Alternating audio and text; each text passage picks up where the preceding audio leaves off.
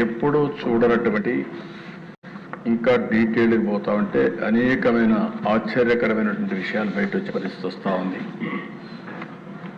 ఇది చరిత్రలో ఏ రాజకీయ నాయకుడు ఇన్ని తప్పులు చేయరు, అన్ని తప్పులు చేశారు.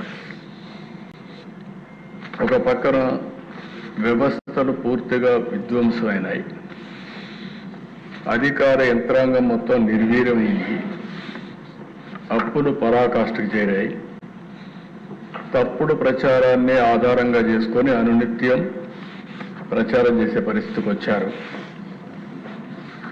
ఎన్ని విషయాలు కూడా వాస్తవాలు చెప్పినా ఆ వాస్తవాల్ని పక్కన పెట్టి వాళ్ళను నమ్మిన అసత్యాన్ని పదే పదే చెప్పి ప్రజల్ని మొబ్బి పెట్టాలని ప్రయత్నం చేశారు. ఇది చాలా దురదృష్టకరమైన రాజకీయం. నేను చాలామంది చూశాను, కానీ ఇంత బరితెగించి తప్పులు చేసి ఆ తప్పులను కూడా ఒప్పులుగా చిత్రీకరించడానికి ప్రజల దగ్గర తీసుకుపోవడం అనేది ఒక విచిత్రమైన పరిస్థితి. 45 ఏళ్ళు నేను ఎక్కడ చూడలేదు, ఇలాంటి జరుగుతుందని కూడా ఊహించలేదు. అలాంటి పరిణామాలు జరుగుతున్నాయి. అయితే ఈ ప్రభుత్వం ఒక స్పష్టమైన హామీ ప్రజలకు ఇచ్చాం. ప్రజలు గెలవాలి. ప్రజలు గెలవాలి అంటే ఎన్డీఏ కూటమి అధికారులకు రావాలి. ప్రజలు చాలా స్పష్టంగా మ్యాండేట్ ఇచ్చారు.